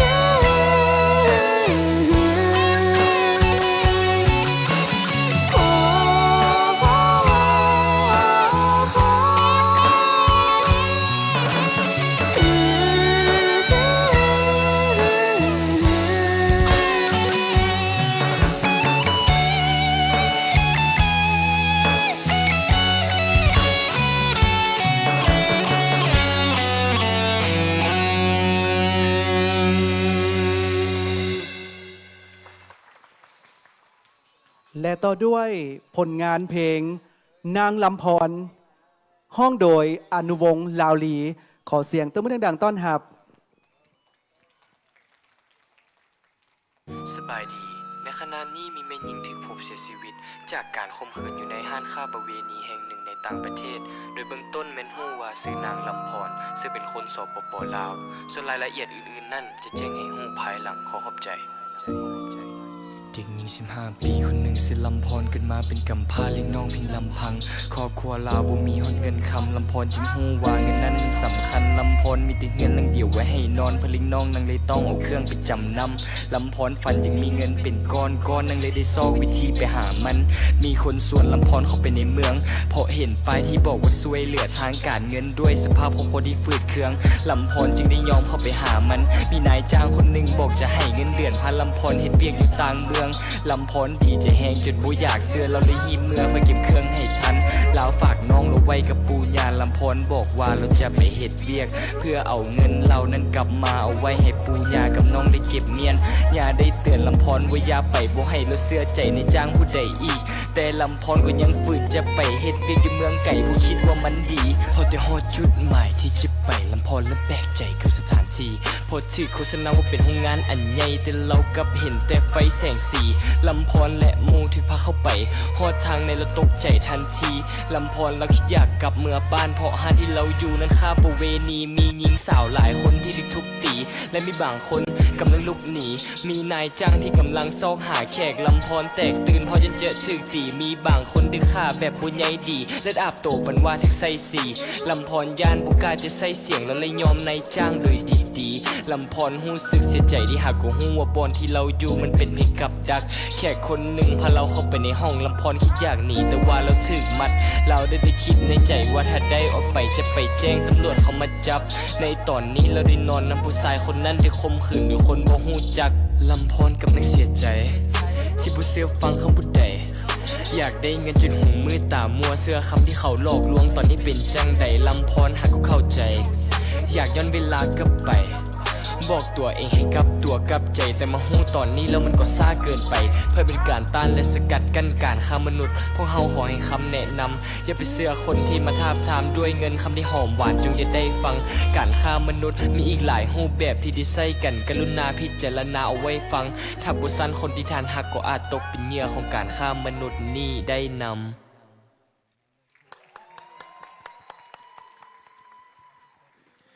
บ่ธรรมดาอีหลีโดยเฉพาะก็แม่นเสียงเสียทางด้านข้างและก็ทางด้านหน้าของพวกเราบ่ว่าจะเป็นท่านผู้ชมที่อยู่ทางบ้านที่กำลังรับชมการถ่ายทอดสดโดยผ่านทาง VTE ในเจ้าและอีกจักหน่อยนะพวกเขาก็จะฮู้น้ำกันแล้วว่าแม่นไผที่จะได้หับรางวัลใดๆแต่ละบทเพลงนี่สร้างความนักอกนักใจให้กับคณะกรรมการอีหลีและนอกจาก6บทเพลงที่ว่าบรรดาทานได้หับสมและหับฟังไปแล้วยังมีบทเพลงที่เป็นรางวัลสมเสยน้ำอีกแต่ว่าพวกเขาบ่ได้นำเอามาแสดงอยู่เวทีแห่งนี้ท่านก็สามารถที่จะติดตามได้ในเพจหรือว่าจะเป็นทางวิทยุอาจจะมีการปล่อยทางวิทยุให้กับบรรดาทานได้หับฟังแม่นแล้วบรรดาท่านที่เคารพสำหรับงานของพวกเขาที่จัดขึ้นนอกจากที่พวกเขาจะได้ประกาศผลรางวัลของการแข่งขันฮุบเงาเรื่องสั้นหัวโฆษณาหรือเอิ้นว่าสปอตโฆษณารวมไปถึงบทเพลงบ่ว่าจะเป็นเพลงลูกธงและเพลงลาวสมัยหรือเอิ้นกันว่าเพลงสตริงแล้วพวกเขาก็ยังได้จัดงานนี้ขึ้นเพื่อระดมทุนในการช่วยเหลือสร้างศูนย์หับต้อนผู้ที่ถูกเคาะให้จากการฆ่ามนุษย์อยู่ทางแขวงหลวงน้ำทาซึ่งว่าเป็นศูนย์หับต้อนสัวขาวและศูนย์แห่งนี้ก็จะเป็นศูนย์ที่ว่าให้บริการโดยเฉพาะก็แมนบ่ว่าจะเป็นทางด้านสวัสดิการที่สำคัญก็คือการช่วยเหลือทางด้านจิตใจของผู้ที่ได้รับผลกระทบก็คือผู้ที่ว่าได้ตกเป็นเหยื่อของการฆ่ามนุษย์เจ้านอกจากเบิ่งแยงสภาพจิตใจแล้วก็ยังมีการสร้างอาชีพให้ข้าเจ้าเหล่านั้นเพื่อให้ฮู้จักวิธีการเฮ็ดแนวใดเฮ็ดให้มีเวียกเฮ็ดงานทำและสามารถสร้างรายรับให้กับตนเองและครอบครัวแม่นแล้วรวมไปถึงถ้าหากว่าห่างกายได้รับบาดเจ็บก็ได้มีการนำส่งของหมออีกด้วยเนาะอันนี้ก็คือการที่ให้การช่วยเหลืออย่างเต็มที่ผู้ที่ได้รับการเคาะให้อยู่ที่ศูนย์แห่งนี้ถือว่ามีความสำคัญหลายฉะนั้นงานของพวกเขาก่อนหน้านี้พวกเขาก็ได้รับการสนับสนุนหรือว่าอุปถัมภ์จากอีกหนึ่งภาคส่วนนั่นก็คือศูนย์กลางสหพันธ์กรรมบาลลาวที่ว่าได้อุปถัมภ์เช่นเดียวกันในจำนวน2 ล้านกีบและหาก็ใหม่ๆสดๆฮ้อนๆบางกี้นี้ที่ว่าพวกเขาได้แจ้งจากผู้ที่ใจดีที่จะให้การอุปถัมภ์ในงานมื้อนี้ของพวกเขาแก่การช่วยเหลือสร้างศูนย์นั่นก็คือจากทางภาคส่วนของบริษัททวีทรัพย์ก่อสร้างโดยเฉพาะก็แม่นทานสุดาลานรแสงที่ว่าได้สนับสนุน50 ล้านกีบขอเสียงตบมือสมเสยถือเป็นอีกหนึ่งภาคส่วนที่ได้เห็นถึงความสำคัญของเวียกงานดังกล่าวนี้และได้ให้การสนับสนุนเพื่อจะได้สมทบทุนในการที่จะเฮ็ดให้การบริการต่างๆของศูนย์แห่งนี้ได้เดินแมนแลนสะดวกและก็ได้รับการต้อนรับเป็นอย่างดีเนาะสำหรับบรรดาผู้ที่ถูกข้อให้ที่มาจากแต่ละภาคส่วนเจ้าบรรดาท่านที่เคารพฉะนั้นต่อไปพวกเขาขออนุญาตมอบใบย่องยอแล้วก็มอบการให้การอุปถัมภ์ฉะนั้นขอเรียนเชิญสำหรับท่านสุดาลานรแสงบริษัททวีทรัพย์ก่อสร้างให้เกียรติขึ้นมอบถึงเวทีขอเรียนเชิญ ก็ต้องขอแสดงความขอบใจน้ำทานก็คือบริษัทของทานเองที่ได้ประกอบส่วนในครั้งนี้ และถือโอกาสดังกล่าวก็ต้องขอถือเป็นเกียรติเฮียนเซินทานปริญญาเอกสอนไซศรีพันดอนรองนายกรัฐมนตรีกระทรวงแผนการและการลงทุนประธานคณะกรรมการต้านการค้ามนุษย์ระดับชาติให้เกียรติขึ้นรับการอุปถัมภ์ขอเฮียนเซิน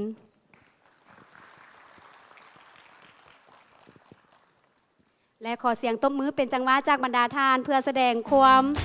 สมเสยและฮู้บุญคุณต่อกับผู้ให้การอุปถัมภ์ที่หาก็ไม่มาวันที่นี้สำหรับการแจ้งเจตนาแก่การช่วยเหลืออุปถัมภ์สร้างศูนย์หับต้นสัวขาวให้กับผู้ที่ถูกก่อให้จากการฆ่ามนุษย์อยู่ทางภาคเหนือนั่นก็คือแขวงหลวงน้ำทา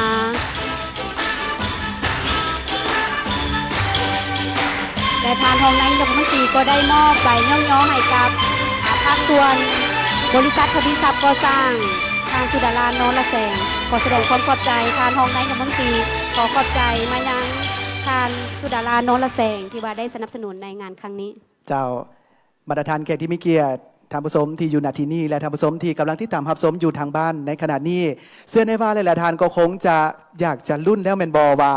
แมนทีมใดภาคส่วนใดที่จะได้รับรางวัลบ่ว่าจะเป็นฮูบเงาเรื่องสั้นหัวโฆษณาและเพลงห้องในตอนนี้ผลของการแข่งขันอยู่ในมือของพวกเขาทั้งสองเป็นเทียบห้อยแล้วฉะนั้นขอเชิญผู้เข้าร่วมการแข่งขันทุกประเภทปรากฏตัวอยู่เทิงเวทีเพื่อรับฟังการประกาศผลและขอเสียงตบมือดังๆเพื่อต้อนรับผู้เข้าแข่งขันขอเชิญเลยสำหรับทำอิฐก็แมนประเภทฮูบเงาเรืองสันจะมาเป็นทีมโดยเฉพาะบางทีมก็จะมีอยู่ตัวแทน3คนบางทีมก็แมน2คนบางทีมก็แมนมาเป็น5คน6คนเนาะอีกใส่กับแต่ละทีมที่ว่าได้มาเพื่อรับฟังการประกาศผลและติดตามมาด้วยหัวโฆษณาหรือว่าสปอตสั้นที่ว่ามีความยาวบ่เกิน1นาทีเจ้าและพร้อมเดียวกันนั้นก็ต้องขอเสียงต้อนรับบรรดานักห้องที่ว่าได้ส่งผลงานของตนเองเข้ามาร่วมแข่งขันในครั้งนี้ทางภาคส่วนเพลงลูกธง3คน3ภาคส่วน3เพลงและเพลงล้าวสมัยอีก3เพลง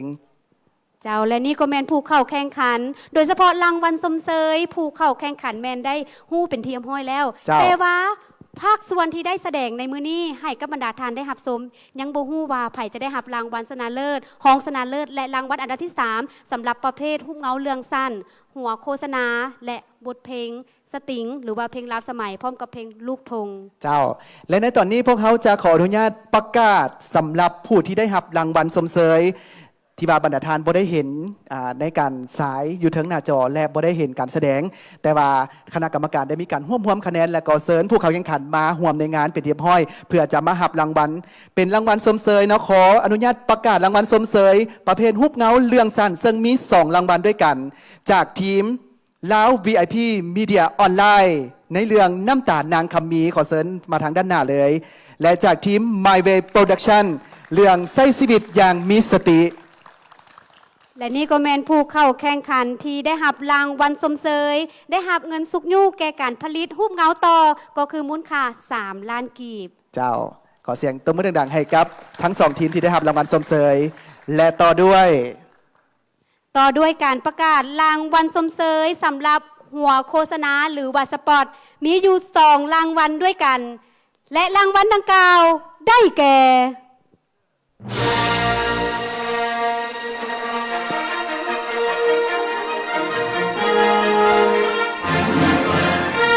แสดงความยินดีกับหัวโฆษณาเรื่อง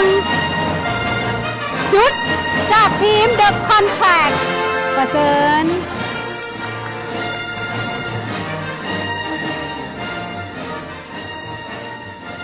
และอีก1ทีม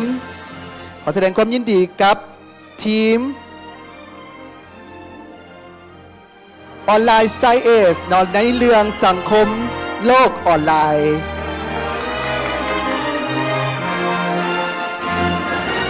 ขออนุญาตเชิญมาทางด้านข้างนี้เลยเนาะสำหรับทางภาคส่วนที่ได้รับรางวัลสมเสยเนาะมาทางด้านข้างนี้เลยและต่อไปพวกเราจะประกาศรางวัลสมเสยกับประเภทเพลงลูกธงบ้านนาและเพลงลาวสมัยเพลงลูกธงบ้านนามีอยู่3รางวัลได้แก่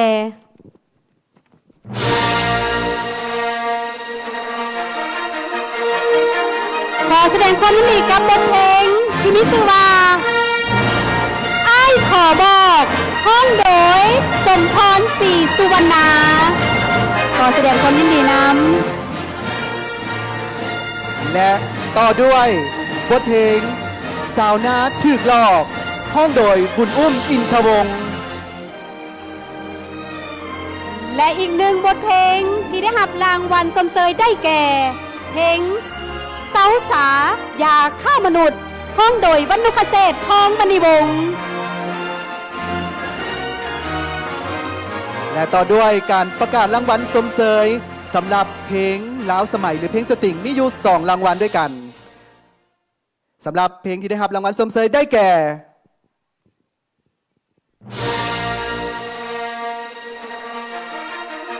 บทเพลงสิ้นหวังห้องโดยดวงจันทร์พรหมจิต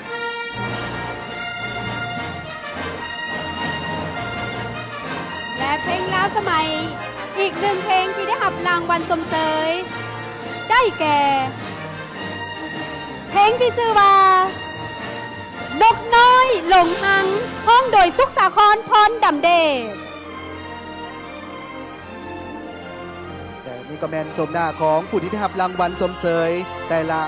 ประเภทและในโอกาสนี้ขอถือเป็นเกียรติเฮียนเซินทานพันเอกปริญญาเอกเพ่งสวรรค์ทิพย์พวงศ์ไสห้องกรมใหญ่ตำรวจกระทรวงป้องกันความสงบหัวหน้ากองเลขาคณะกรรมการต้านการฆ่ามนุษย์ระดับชาติให้เกียรติขึ้นมอบรางวัลขอเฮียนเซิน ซึ่งพวกเขาจะเริ่มจากการทับประเภทเรื่องสั้นก่อนขอเซิญเลยประเภทเรื่องสั้นขึ้นสู่ด้านหน้าทั้งกลางเวทีเพื่อรับสำหรับรางวัลซึ่งได้รับรางวัลมูลค่า3 ล้านกีบและต่อด้วยทีม Byway Production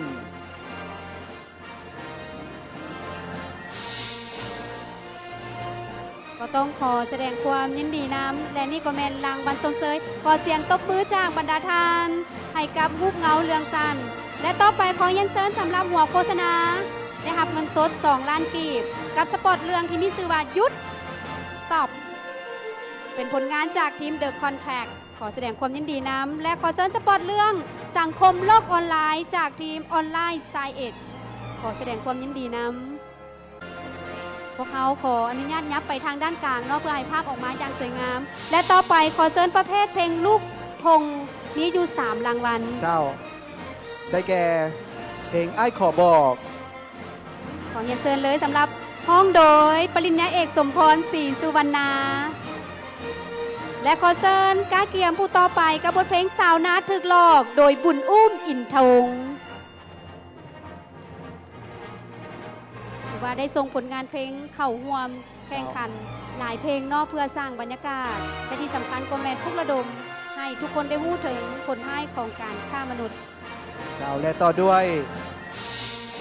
บทเพลงสาวนาถึกหลอกพวกเขาก็ได้หับไปแล้วต่อไปเพลงสาวสายาฆ่ามนุษย์โดยบรรณุคเศรษฐ์ทองมณีวงศ์ขอเชิญเลย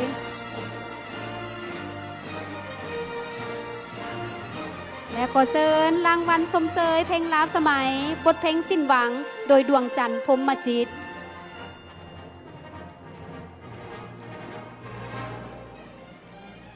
และต่อด้วยบทเพลงนกน้อยหลงหังจากสุขสาครพรดำเดช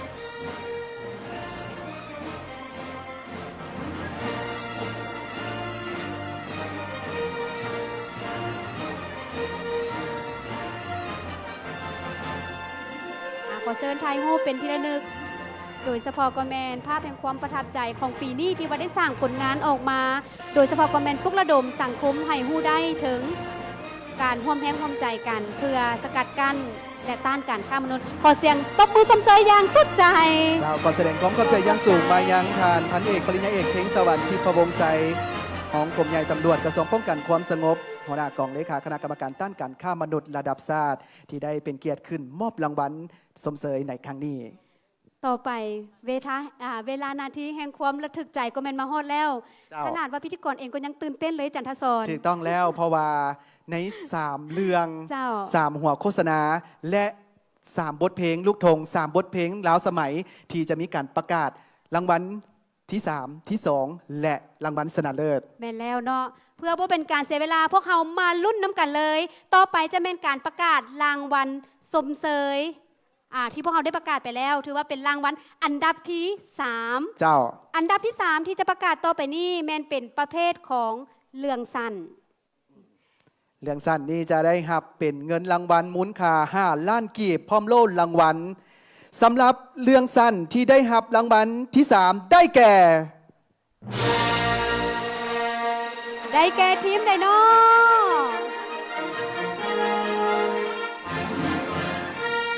รู้สึกว่าผู้เข้าแข่งขันแต่ละคนตื่นเต้น ได้แก่เรื่องนางน้อยคอยวันกลับบ้านจากทีมสื่อสารมวลชนมหาวิทยาลัยสุภานุวงศ์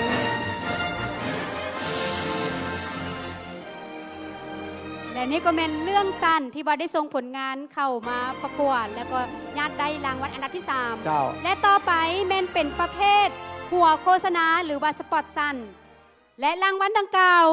ได้แก่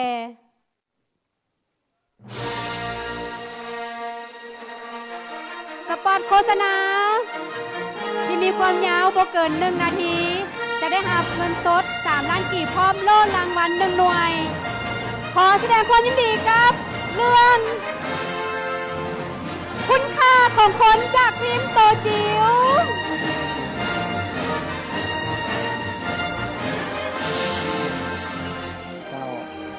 และมาต่อด้วยรางวัลที่ 3สำหรับประเภทเพลงห้อง เริ่มจากเพลงลูกธงที่จะได้รับเงินรางวัล1 ล้านกีบพร้อมโล่รางวัล1 หน่วยได้แก่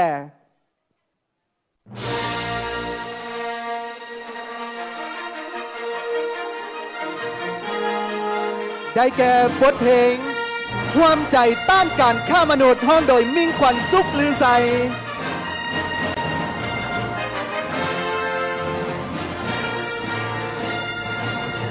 แต่นี่ก็แม่นประเภทเพลงลูกธงและต่อไปแม่นการประกาศประเภทเพลงลาวสมัยหรือว่าเพลงสตริงบรรดาทานได้หาฟังสดๆใหม่ๆหมาดๆหากก็ผ่านไปถือว่ามี3 คนฉะนั้นมาลุ้นน้ำกันว่ารางวัลที่ 3 จะแมนของไผ่และรางวัลดังกล่าวได้แก่บทเพลงที่มีชื่อว่าบทเพลงนางลำพรห้องโดยเท่าอนุวงศ์ลาวลีคนหาคนเป็นว่าเป็นการแรปบอกจันทสอน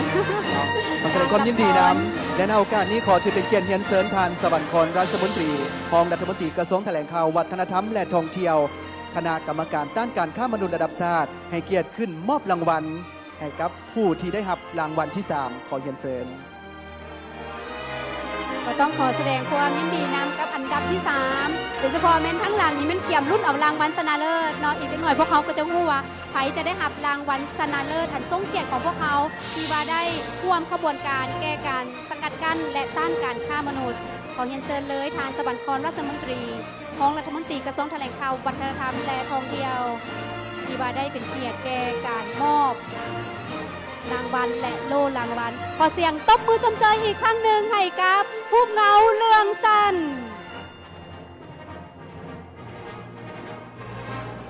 ขอแสดงความขอบ และต่อ ใจ ด้วยการมอบรางวัลให้กับหัวโฆษณา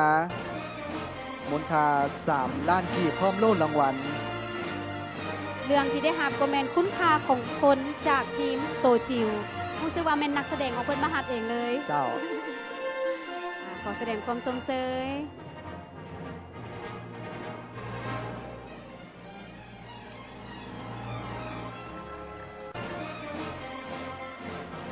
และขอเชิญสำหรับบทเพลงลูกธงรวมใจต้านการฆ่ามนุษย์โดยมิ่งขวัญสุขลือไซ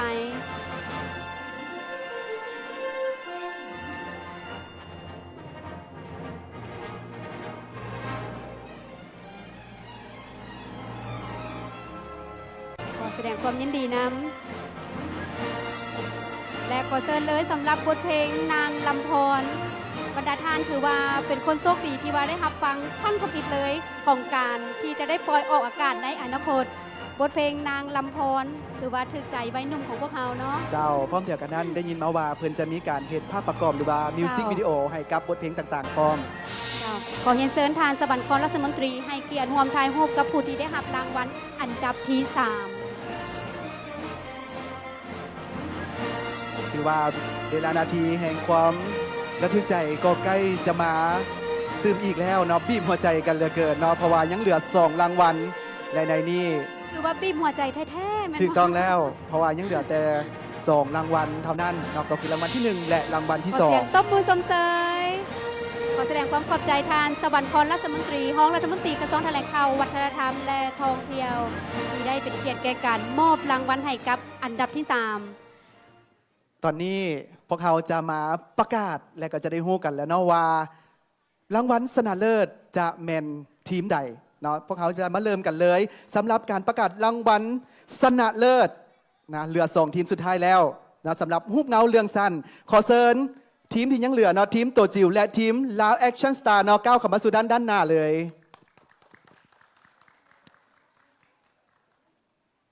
3ถือว่ายัง2ทีม เจ้า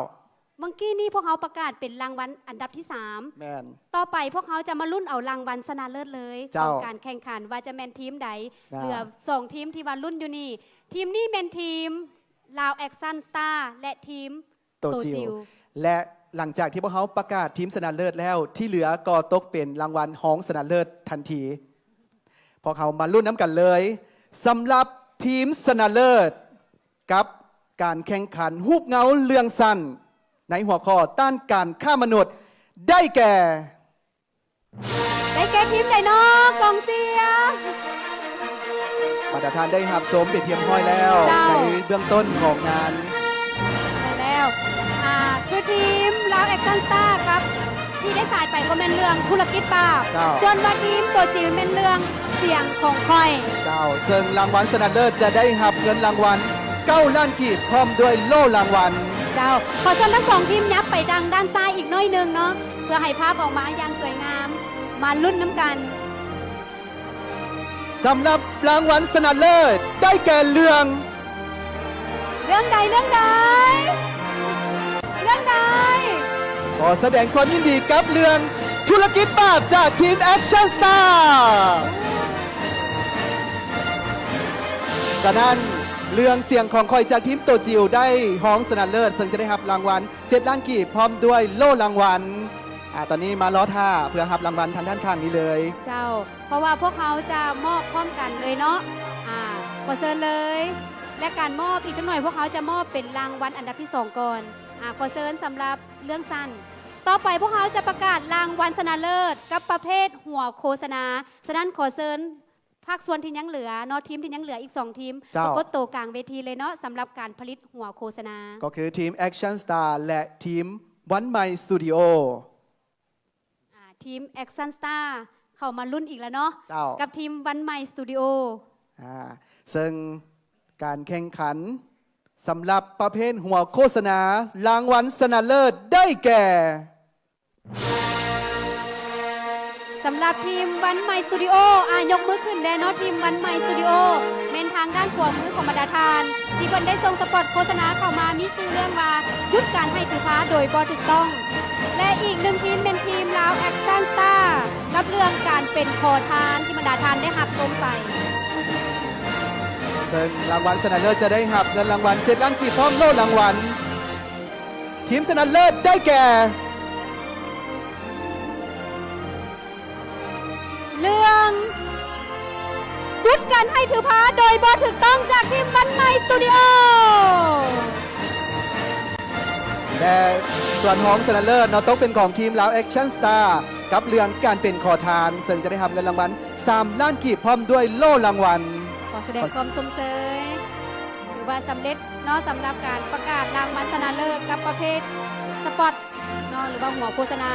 ต่อไปพวกเขาจะประกาศรางวัลชนะเลิศประเภทบทเพลงนั่นก็คือเพลงลูกธงและบทเพลงลาวสมัย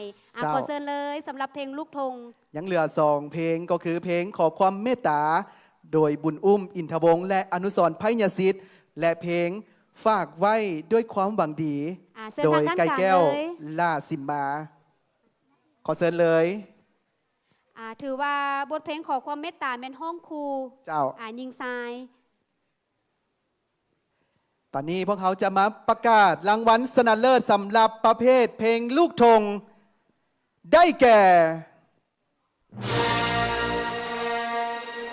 มีบทเพลงขอความเมตตาที่ห้องโดยบุญอุ้มอินทวงศ์และอนุสรณ์พญสิทธิ์และบทเพลงฝากไว้ด้วยความหวังดีที่ห้องโดยไก่แก้ว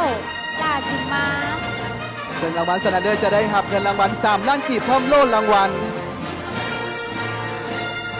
รางวัลชนะเลิศประเภทเพลงลูกธงได้แก่บทเพลงขอความเมตตาจากบุญอุ้มอินทวงศ์และอนุสรณ์พญสิทธิ์ส่วนห้องชนะเลิศตกเป็นของบทเพลงฝากใบด้วยความหวังดีโดยไก่แก้วล่าสิมาแสดงความยินดีด้วยและห้องชนะเลิศจะได้รับเงินรางวัล2 ล้านกีบพร้อมโล่รางวัลต้องขอแสดงความยินดีนำและต่อไปพวกเขาจะก้าวเข้าสู่การมอบรางวัลอันดับที่2ฉะนั้นขอเชิญอันดับที่2ก้าวขึ้นมาทางด้านหน้าเลยเนาะเพื่อกาเกียมหับรางวัลพวกเขาจะหับเป็นยังเหลืออีก สั้น 1 ประเภทเราประเภทเพลงสตริงเนาะ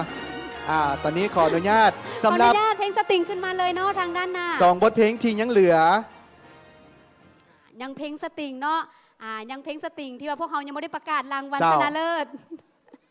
เพลงสตริงยับขึ้นมาทางด้านหน้าเลยมาลุ้นน้ำกันเนาะเหลือ2 เพลงนั่นก็คือบทเพลงเจ็บซ้ำน้ำออนไลน์โดยมนทิดาทองมีไซและบทเพลงความฝันสลายโดยกิตติศักดิ์บัวสวรรค์และต่อไปพวกเขาจะประกาศรางวัลชนะเลิศเพลงลาวสมัยได้แก่ขอแสดงความยินดีกับบทเพลงที่มีชื่อว่าบทเพลงใดบทเพลงเจ็บซ้ำนำออนไลน์ห้องโดยมนทิดาทองมีไซได้รับเงินสดรางวัล3 ล้านกีบและโล่รางวัลพร้อมด้วยห้องชนะเลิศเนาะสำหรับบทเพลงความฝันสลายโดยกิตติมศักดิ์บัวสวรรค์จะได้รับเงินรางวัล2 ล้านกีบพร้อมด้วยโล่รางวัลขอแสดงความยินดีนำขอแสดงความยินดีนำเนาะสำหรับน้องมนทิดาทองมีไซเจ็บซ้ำนำออนไลน์เนาะที่ว่าได้รับรางวัลชนะเลิศของการแข่งขันในหัวข้อการฆ่ามนุษย์ฉะนั้นต่อไปพวกเขาจะขออนุญาตมอบรางวัลอันดับที่2เจ้าหรือว่าห้องชนะเลิศในโอกาสนี้ขอถือเป็นเกียรติเฮียนเซินท่านพลโทวิไลลาคำฟ้องกรรมการกรมการเมืองศูนย์กลางภาครัฐมนตรีกระทรวงป้องกันความสงบห้องประธานคณะกรรมการต้านการฆ่ามนุษย์ระดับชาติให้เกียรติขึ้นมอบรางวัลห้องชนะเลิศโดยจะเริ่มจากรางวัล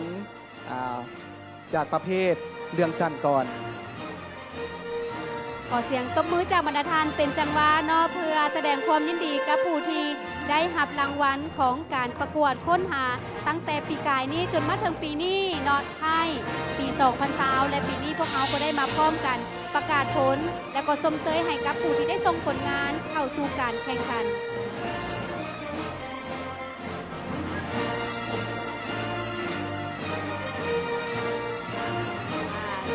เป็นเรื่องสั้นแล้วก็เป็นหัวโฆษณาเนาะ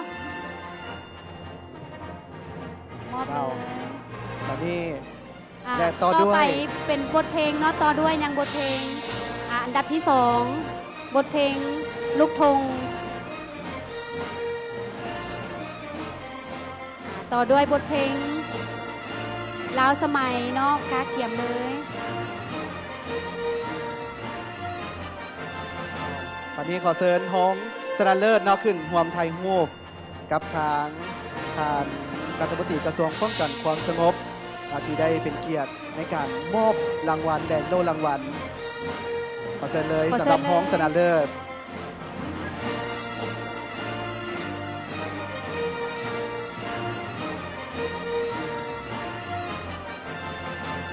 ขอแสดงความยินดีด้วยสำหรับผู้ที่ได้รับรางวัลห้องชนะเลิศและแสดงความขอบใจอย่างสูงมายังทานพลโทวิไลลาคำฟ้องรัฐมนตรีกระทรวงป้องกันความสงบที่เป็นเกียรติมอบรางวัลตอนนี้จะมามอบรางวัลให้กับผู้ที่ได้รับรางวัลชนะเลิศแม่แล้วถือโอกาสดังกล่าวขอเฮียนเซินทานปริญญาเอกสอนไซศรีพันดอนห้องนายกรัฐมนตรีกระทรวงแผนการและการลงทุนประธานคณะกรรมการต้านการฆ่ามนุษย์ระดับชาติให้เกียรติมอบรางวัลชนะเลิศของการแข่งขันขอเฮียนเซินซึ่งพวกเขาจะหับเป็นทีมเนาะและนี่เป็นทีม ลาวแอคชั่นสตาร์ที่ได้ส่งผลงานเข้าสู่การแข่งขันกับเรื่องธุรกิจบาปที่ว่าได้รับรางวัลชนะเลิศขอเสียงตบมือสมเสย จะได้รับเงินรางวัล9 ล้านกีบพร้อมด้วยโล่รางวัล แน่นอนว่าธุรกิจบาป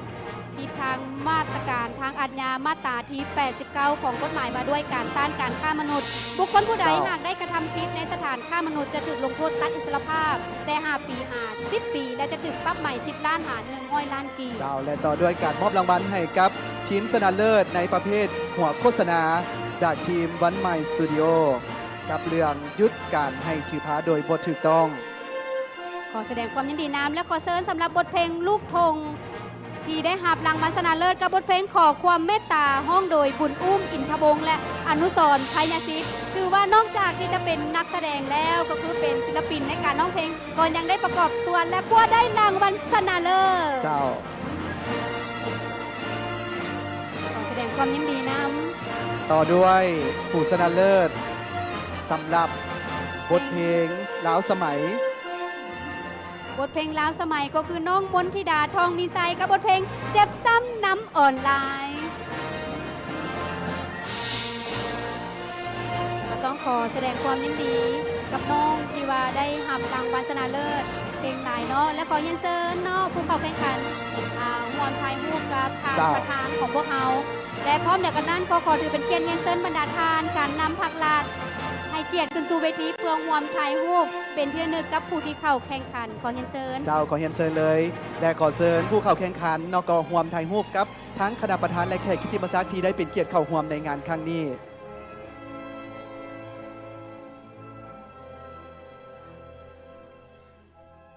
ขอเรียนเชิญเลยทานฮองประธานคณะกรรมการต้านการฆ่ามนุษย์เรียนเชิญบรรดาทานกรรมการต้านการฆ่ามนุษย์ระดับชาติให้เกียรติขึ้นสู่เวทีเพื่อร่วมถ่ายรูปกับผู้เข้าแข่งขันของพวกเขาขอเรียนเชิญบรรดาทานการนำให้เกียรติขึ้นสู่เวที เจ้าขออนุญาตจัดแถวเป็นตัวยู่เนาะเพื่อจะได้เก็บภาพให้ได้ครบ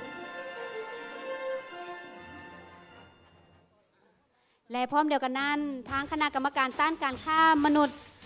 แขวงนครหลวงก็การเกี่ยมไว้เนาะภายหลังสำเร็จรูปถ่ายภาพทำอิฐแล้วก็จะต่อด้วยทางคณะกรรมการด้านการฆ่ามนุษย์ทางแขวงนครหลวง เจ้าซึ่งในโอกาสนี้ก็ต้องขอแสดงความขอบใจอย่างสูงมายังประธานของประธานและคณะกรรมการด้านการฆ่ามนุษย์ระดับชาติว่าจะเป็นทั้งแขวงและนครหลวงรวมไปถึงบรรดาทานแขกที่มีเกียรติทุกท่านที่ได้สละเวลาอันมีค่าเข้ามาร่วมในงานครั้งนี้ และขอขอบใจครับท่านผู้ชมที่กำลังให้เกียรติที่ตามรับชมการถ่ายทอดสดตั้งแต่ต้นจนจบผ่านทางโทรภาพนครหลวง DTE ในและต่อไปขอเรียนเชิญทางคณะกรรมการต้านการฆ่ามนุษย์แขวงนครหลวง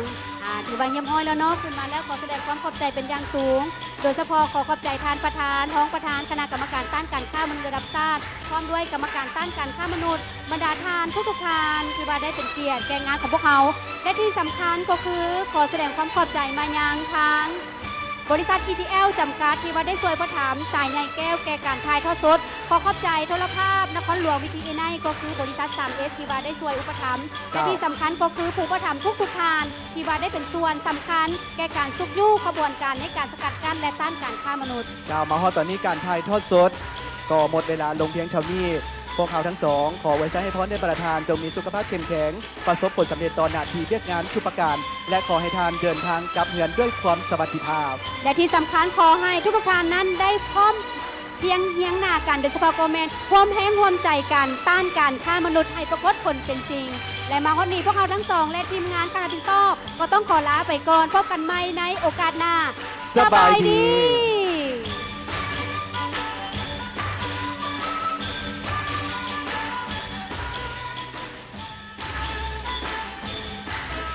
พบกับแพ็กเกจใหม่สำหรับเบอร์โทร TikTok เติมเงิน 5,000 กีบรับ Data 2 กิกต่อ 1 วัน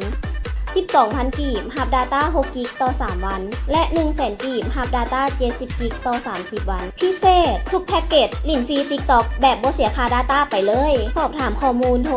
135 ตลอด 24 ชั่วโมง หรือ Facebook ETL Company Limited ขยายเวลาให้แล้วขึ้นทะเบียนเลขหมายโทรศัพท์ นับแต่มื้อนี้จนถึงวันที่ 31 พฤษภาคม 2021 นี้เพื่อปกป้องสิทธิผลประโยชน์นำเบอร์โทรศัพท์ของทานและธุรกรรมต่างๆที่เกี่ยวข้องกับเบอร์โทรศัพท์ของทานจะได้รับความปลอดภัยเมื่อทานได้ขึ้นทะเบียนเลขหมายโทรศัพท์แล้วพิเศษขึ้นทะเบียนเลขหมายโทรศัพท์ผ่านระบบแอป Lao KYC เริ่มแต่มื้อนี้เป็นต้นไปรับ Data ฟรี 2 กิกสำหรับเบอร์ 020 และมูลค่าโทร 5,000 กีบสำหรับเบอร์ 030 ท่านสามารถขึ้นทะเบียนเลขหมายได้ที่ศูนย์บริการห้างตัวแทนจำหน่ายอทอทั่วประเทศหรือสามารถขึ้นทะเบียนเลขหมายโทรศัพท์ผ่านแอป Lao KYC ก็ได้เพียงแต่ทานนำเอกสารอย่างใดอย่างหนึ่งมาประกอบการขึ้นทะเบียนเลขหมายโทรศัพท์เช่นบัตรประจำตัวสัมมโนครัว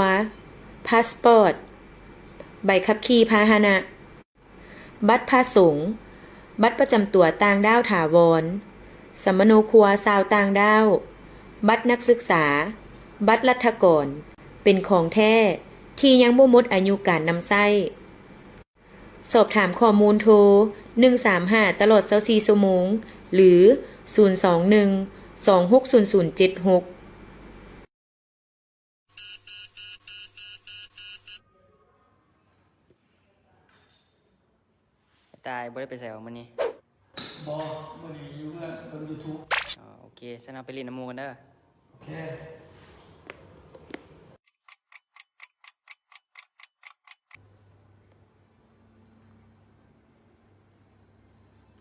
อ้าวตายบ่ว่ายังเบิ่ง YouTube อยู่แม่นเด้เบิ่งสถานที่ท่องเที่ยวเมืองลาวเฮ็ดเหนือถึงใต้มีแตะวันงามโอ้ยอยากไปเว้ยโอเคเดี๋ยวสิพาไปคือสิมาใจดีแท้โอเคฉันเอาไปอาบน้ำกันเด้อโอเคไป